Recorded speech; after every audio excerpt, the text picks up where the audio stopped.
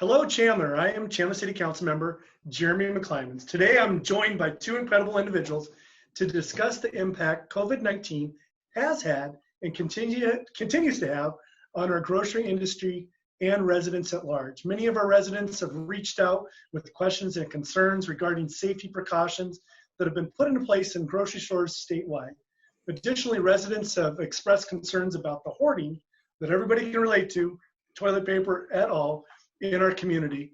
Today, I'm pleased to introduce Mark Miller. He's the president of the Arizona Food Marketing Alliance. Mark brings nearly 40 years of experience in the food and beverage industry to this role. We also have Julie and Russomanno. Yes. Okay, Julie is the owner of Life Balance Therapies in Chandler with a master's degree as a licensed professional counselor. Mark, Julie, thank you for joining me today. Thanks for being here. Thank you for having us. Now, residents have reached out with concerns about safety precautions being put in place in grocery stores to protect both workers and residents. Mark, can you speak to what has changed since the onset of the COVID-19 pandemic? Sure, you bet. Again, thank you for inviting us. I think over the last couple of weeks, you've seen a lot of changes as you were shopping in your grocery store. The first one, they put up plexiglass to get the spacing between the cashier and the customer. That was the first phase that they did about a week and a half ago. Most recently, they've went along the lines of limiting the number of customers that can be in the store at one time. So if the fire marshal says that there can be 200 people in the store, in most cases, they've cut it in half or even to 40%. And in a bigger store, in a mass store, it might even be 20%. So they're limiting the number of consumers that can be in at one time to allow for spacing throughout the store, and then again to do the personal distancing. You either should have seen it this weekend or going into next week that the employees of the grocery stores and convenience stores too that we represent, you'll see a lot more people wearing masks. And some of the chains have made it mandatory. Some are leaving it up to their discretion. But I think overall, depending when the stock goes up and they're able to get what they need, you'll see pretty much everyone wearing a mask that's in a grocery store. You'll also see that they're using cleaning solution on all the shopping carts, all the touch points on the scales, on the as it comes up to the cash register, on the belts, any high touch points. You're going to see the open food has been taken away. So if there's a wing bar or anything like that, it's all in enclosed containers. It's not open for the customers to be able to pick through it anymore. So that's kind of the highlights of what you'll see. Nationally, there were some governors that put certain requirements in place. In Arizona, these retailers took it upon themselves to go above and beyond even some of the national requirements. So your folks in Chandler should be very comfortable shopping in the grocery stores.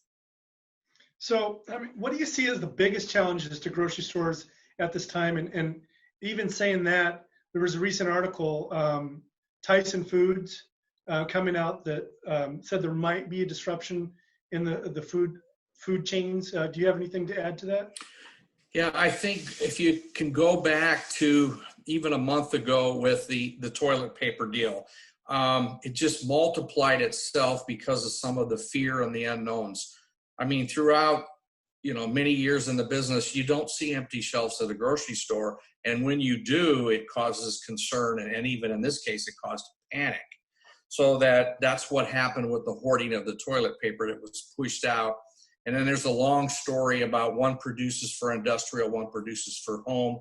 That's a long explanation. But the bottom line is that the consumers were pushed from businesses where they work and where they went all to 100% home. So you see that particular is going to carry on for a while. They're going to run full blast as far as they can with all paper goods, but it's still going to be an issue for quite a while until it gets loosened up a bit. As far as the meat, again, that is a problem that just kind of arose over the last couple of weeks. The meat supply itself is still fine. Commodity prices on pork is still down. The poultry is fine. The beef is fine.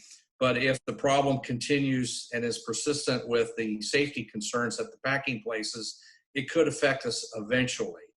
We don't anticipate that for several weeks, but if they extend past a week or so being closed, it might be a little bit harder to catch up. But I think maybe the doctor or with the master's degree can help us understand what causes hoarding, because that's the next big problem. If they feel like they can't get it, then they want more, and then the problem gets amplified so much. So we need to do our best as an industry, or pretty soon you're going to start seeing limitations. Again, that's the only way that we can really hold back the hoarding, is by limiting the number of purchases on a particular item that you see currently in sanitation, hand pumps for the soaps, disinfectants, all those things, where if the supply goes up too quickly and the hoarding amplifies it, very difficult for us to manage, and then you start seeing restrictions put on.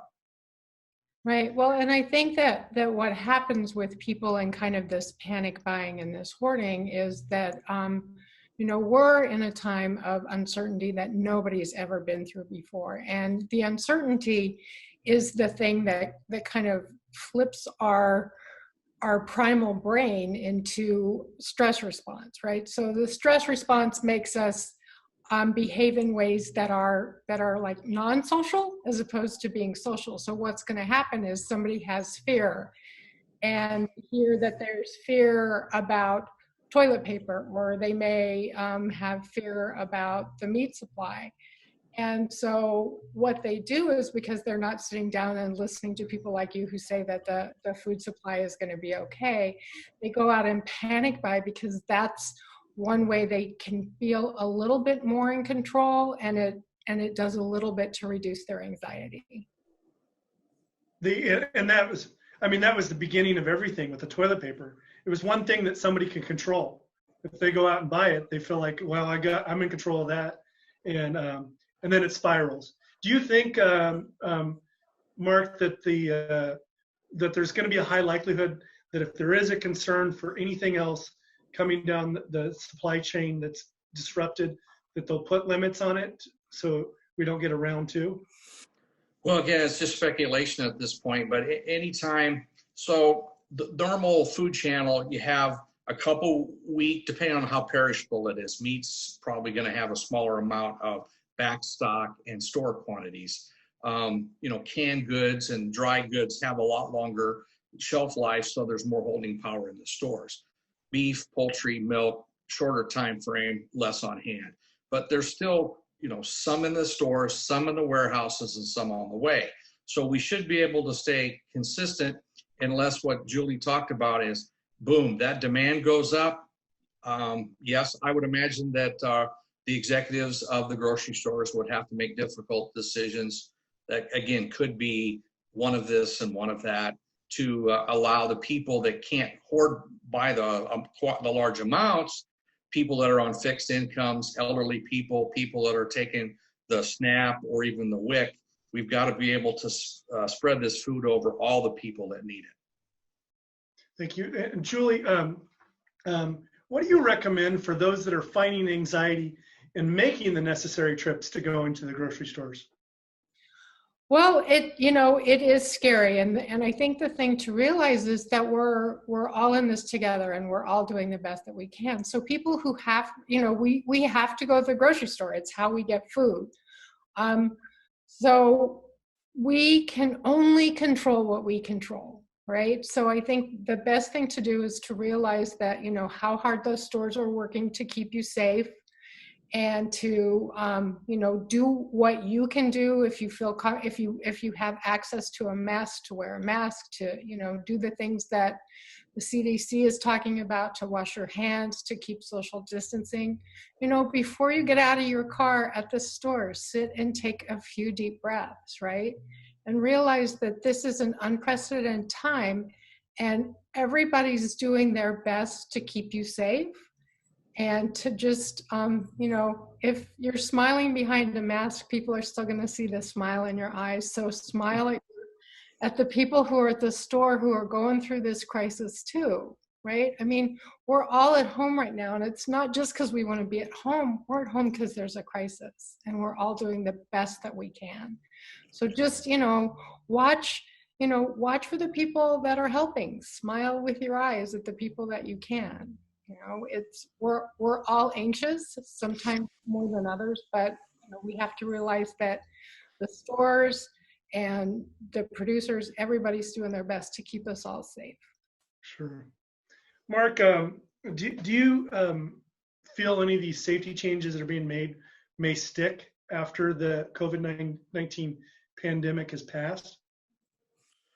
Well, speaking as a grocery consumer, I've been wearing a mask. Again, I deal with my father in a retirement center, so you know he's doing fine, but I still will continue to protect myself and protect everyone in the retirement center with him. And so I think it will continue, to answer your question. Again, everybody has a little different feeling. I'm sure Julie could address that. Some people feel invincible. You know, teenagers, young people think that no matter how fast you drive or whatever else, they can't be hurt. But I think that until there's a vaccine, it's going to be on people's minds. Social distancing, handshakes, hugs to your family, we all miss it. But I think that that's going to be on our mind for a long time. Sure. Well, do you guys have any parting thoughts for today? Anything that you'd like to add for the people out there? Well, I think Julie said it just right, as to, you know, to me, from my long history, the grocery shop is a fun place. You get to see new things and maybe see the neighbors that you hadn't seen in a while. And it's usually a friendly place, and smiling and being happy is a big part of passing that on and your emotions to other people. So just know that the convenience stores, the grocery stores, they care about their employees, they care about their people, and they're going to do everything they can to keep you safe when they come into their stores. So come on in. We'd love to see you, but use every safety precaution that is recommended. And I guess I would just second that, is we're all in this strange new place together, and you know, we can be as supportive as we can, right? Some people are going to go to the store without masks. We don't know why. Maybe they can't afford masks. Maybe they don't think it's possible, but we're going to do our best. And we know that the stores are doing their best, and just to have some grace and compassion for everybody, because we're all going through this. Sure.